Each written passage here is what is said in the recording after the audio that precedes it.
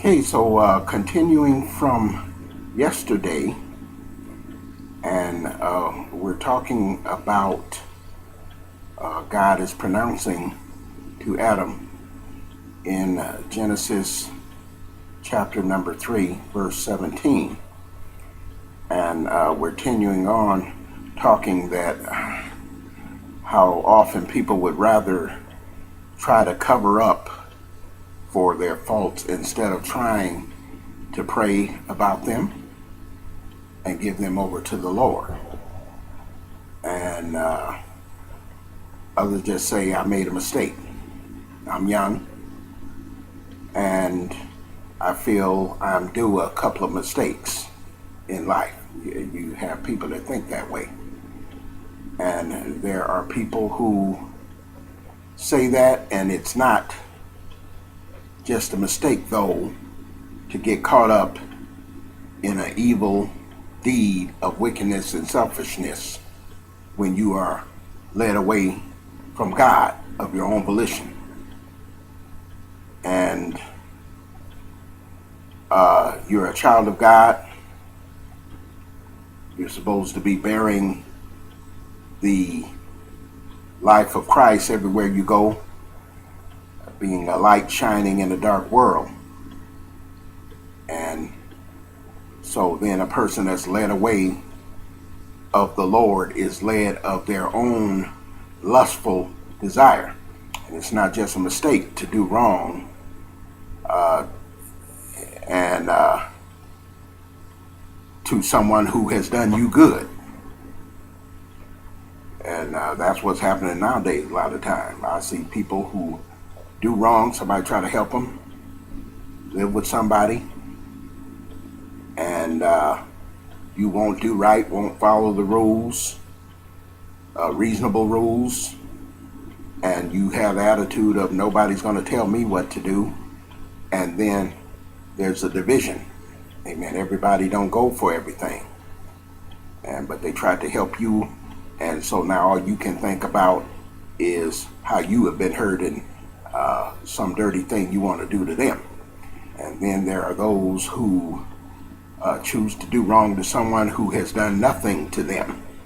And this is where you fall many times in the criminal category. Amen. The criminal is sin on steroids. Amen. And so you don't have to have done nothing to some of these folks, and they ready to mess you up. And so it's not just a mistake. And we use that word as a mistake, is a fault. We all have faults. We all have fault.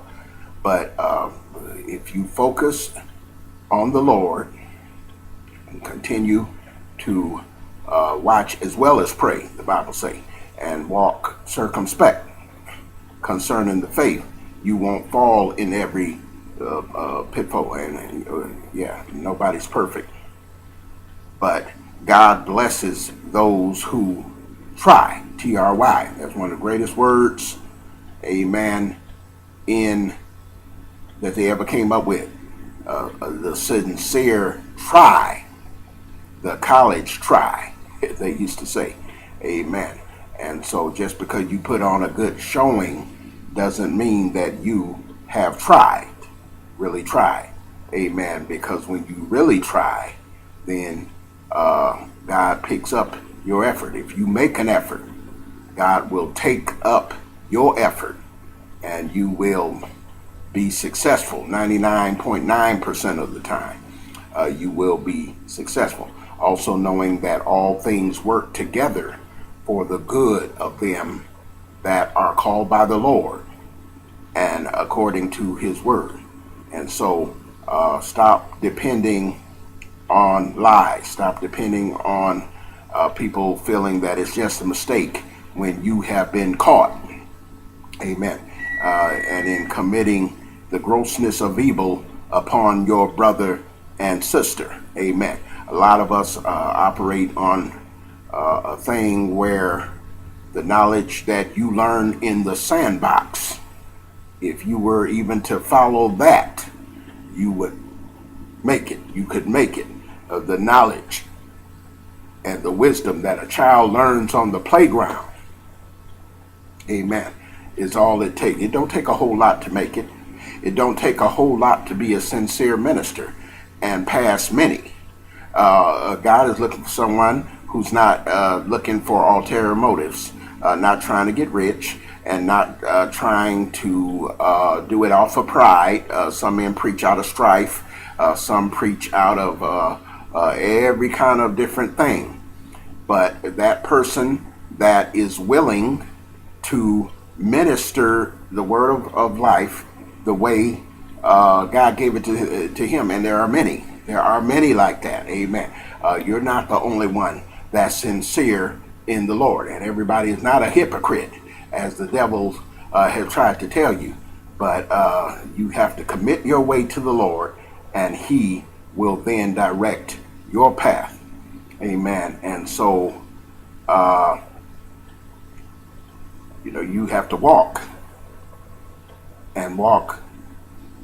away going as if you are walking in the power of the Lord. You have to walk and move on. Some people cannot move on.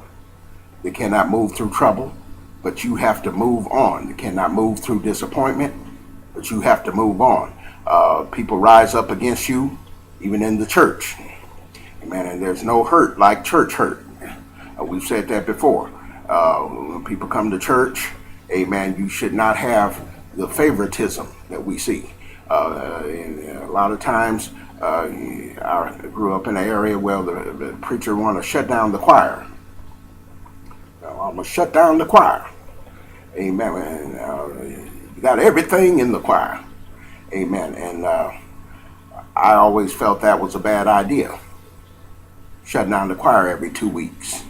Amen. The choir brings the momentum of the church and the ministry, and then you ought to deal with the specific problems that arise from time to time in the choir. But I've been in church situation where a pastor shut down the choir.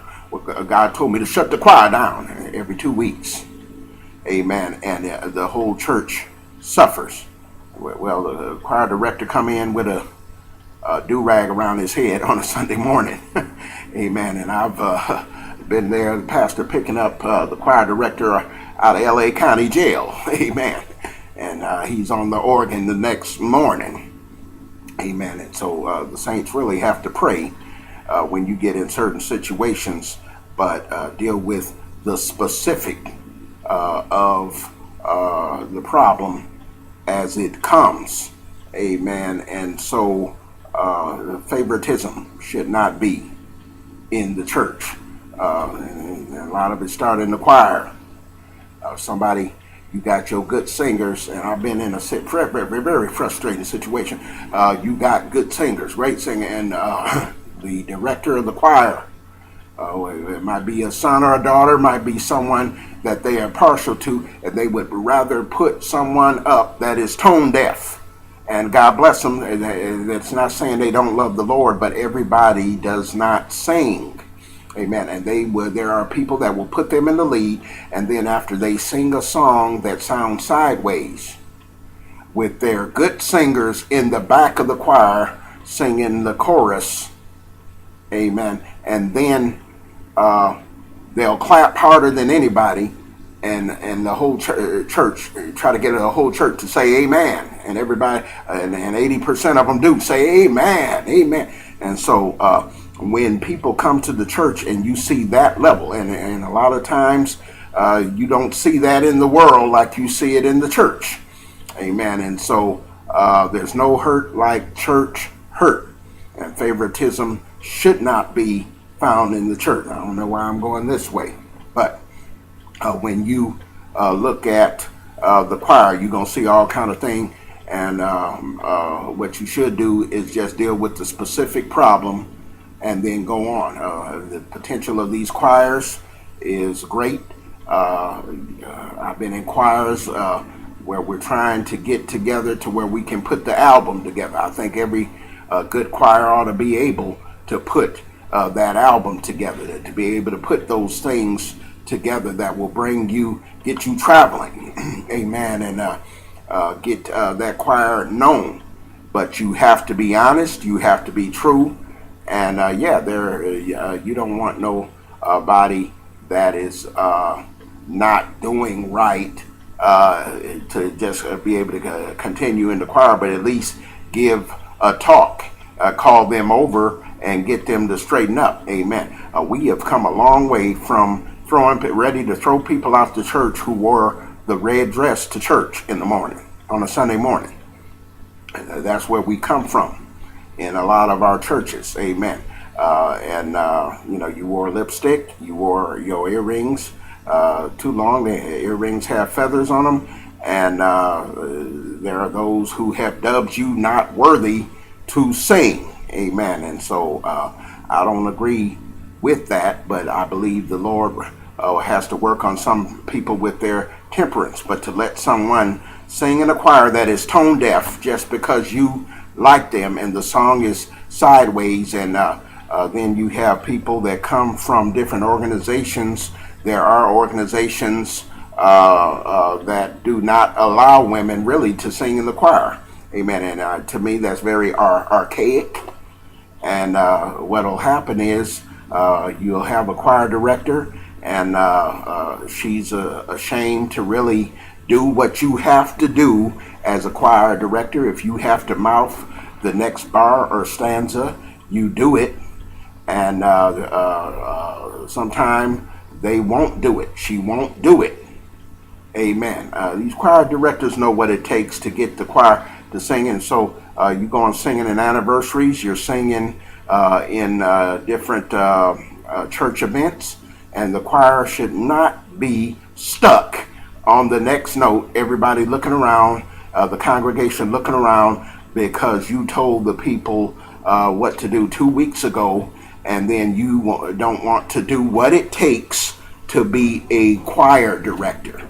Amen. And then don't want anyone else to do it because you don't want to lose the power that you have to be able to stand up there. Those that have been talented, that the Lord have made to be able to excel in certain areas, ought to be able to do it, so these churches can flow. As the choir flows, the church flows. Amen. Then the preacher can get up and deliver the word. Then the testimony of righteousness can go forth. But if you're always shutting down the choir, and if all the devil has to do is say boo, then your church is not going to go and flow as good as it should. And then people can see favoritism. People can see when you have a horse in the race, and it's not about really putting forth your best, putting your best singers out there.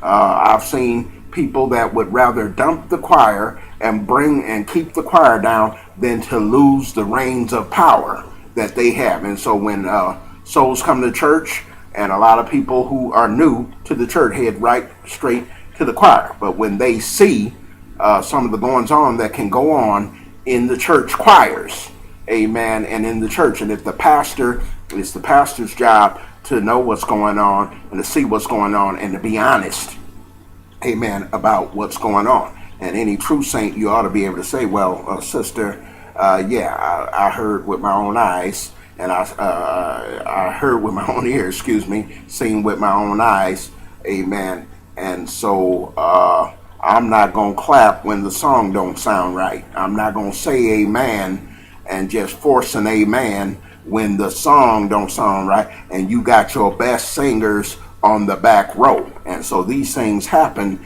in the church, and folks will praise over it and say amen over problems of things that are happening in the world. Favoritism happens in the world, and power brokering happens in the world, and it should not happen in church. Amen. Continuing series.